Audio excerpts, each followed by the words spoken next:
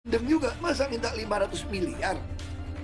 Itu BUMN juga, itu sama aja udah dapat Pertamina nggak mau kerja lagi, tidur 10 tahun, jadi ular sanca, ular piton, saya bilang. Ini lagi mau nawar lagi. Saya pikir nggak masuk akal kalau gitu kelola seperti itu.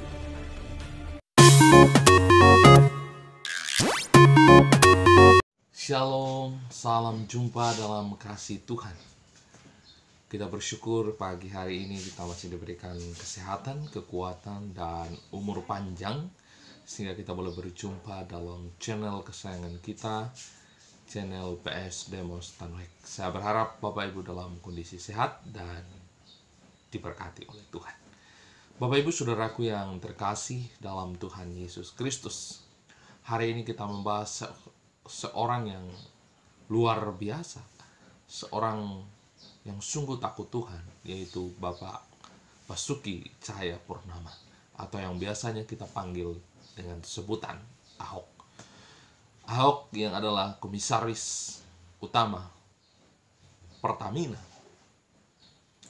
memberikan gebrakan yang sungguh luar biasa sehingga membongkar praktik-praktik kolusi yang luar biasa maupun nepotisme yang luar biasa di dalam tubuh Pertamina itu sendiri.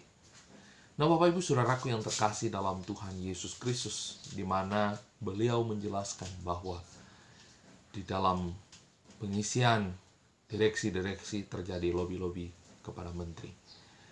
Mari kita simak video berikut ini. Check it out. Komisaris Utama Pertamina, Persero Basuki Cahayapurnama alias Ahok, kembali membongkar persoalan di BUMN seperti Pertamina hingga Perum Peruri. Pada salah satu tayangan video yang viral di sosial media, Ahok menceritakan soal pengalamannya dengan BUMN pencetak uang yang meminta dana yang besar untuk proyek digitalisasi di Pertamina hingga 500 miliar rupiah. Menurutnya jumlah dana tersebut tidak masuk akal hanya untuk proses paperless di kantor Pertamina. Tak hanya itu, ia juga menyentil pergantian posisi direksi pertama tanpa sepengetahuannya selaku komisaris utama. Kemudian juga Ahok juga mengungkap permasalahan pada sistem gaji di Pertamina. Ia juga mengatakan gaji pejabat tetap diberikan meski pejabat itu dicopot. Peruri gendeng juga, masa minta 500 miliar? Itu BUMN juga, itu sama aja udah dapat Pertamina nggak mau kerja lagi, tidur 10 tahun, jadi ular sanca, ular piton, saya bilang. Ini lagi mau nawar lagi. Saya pikir nggak masuk akal kalau gitu kelola seperti itu. Jadi persoalannya kalau saya jadi dirut, ribut. Kadrun-kadrun mau demo, mau bikin gaduh lagi republik ini gitu loh. Tentu kita lagi ubah juga, sekarang kita kerjakan tentu transparansi. Hampir semua berita lelang ada di website. Soal mereka mainkan di dalam masih terjadi. Kementerian BUMN itu dibubarkan sebetulnya. Kita harus membangun semacam temasek, semacam Indonesia Incorporation. Dia ganti direktur pun bisa tanpa kasih tahu saya. Saya sempat marah-marah juga. Jadi direksi-direksi semua mainnya yang penting lobbynya ke menteri. Karena yang menentukan menteri. Komisaris pun rata-rata kan titipan dari kementerian-kementerian. Saya potong jalur birokrasi mereka. Pertamina itu dulu naik pangkat itu mesti pakai kayak pangkat PLN itu Pertamina reference level gitu. Jadi orang mesti kerja sampai SVP itu bisa 20-an tahun ke atas. Saya potong sekali. Semua mesti lelang terbuka. Orang yang dicopot misalnya dari jabatan direktur utama anak perusahaan, misalnya gaji 100 juta lebih, masa dicopot gaji masih sama? Alasannya dia sudah orang lama. Ya harusnya kan gaji mengikuti jabatan Anda. Tapi mereka bikin gaji pokoknya gede-gede semua. Jadi bayangin orang kerja sekian tahun bisa gaji pokok 75 juta, dicopot nggak ada kerjaan pun dibayar segitu. Dikasih jabatan, gila aja nih. Terus saya rasa bisa dituntut. Nah itu yang kita lagi ubah sistem itu. Ya, Kementerian Badan Usaha milik negara ikut bersuara menanggapi tayangan video Basuki Cahayapurnama alias Ahok yang membongkar rahasia dapur Pertamina, mulai dari kelakuan lobi-lobi direksi, sistem gaji, hingga usulan pembubaran Kementerian BUMN.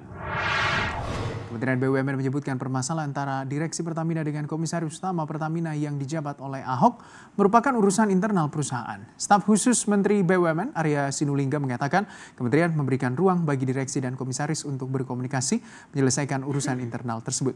Sebelumnya juga Ahok menyampaikan mengenai kondisi internal Pertamina dalam sebuah unggahan video di YouTube.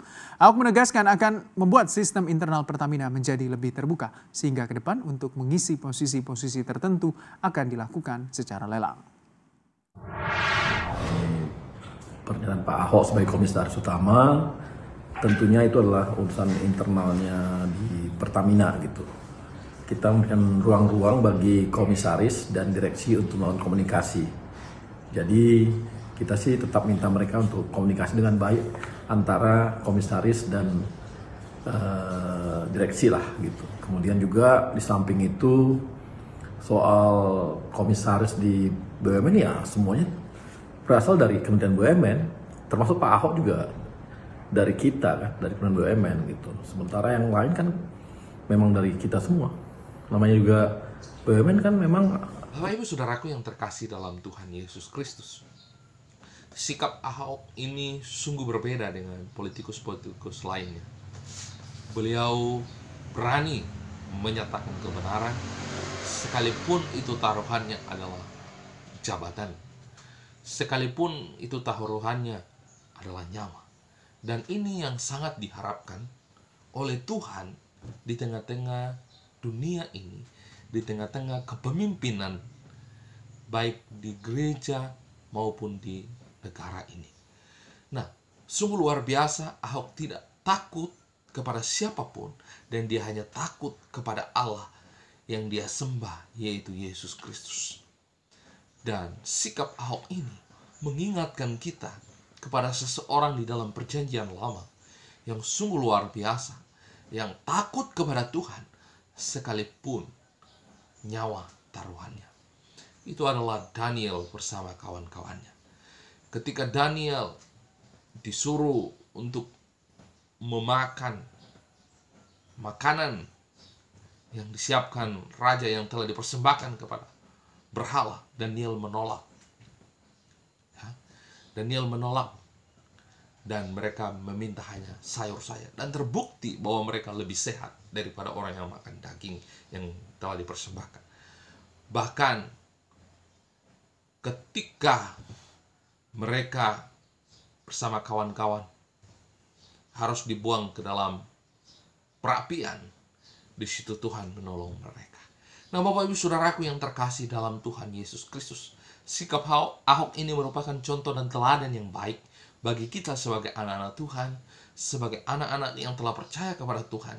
Ketika kita ditempatkan di suatu tugas ataupun dalam pelayanan kita, baik di gereja, di perusahaan, ataupun di pemerintah saat ini, kita harus berani menyatakan kebenaran.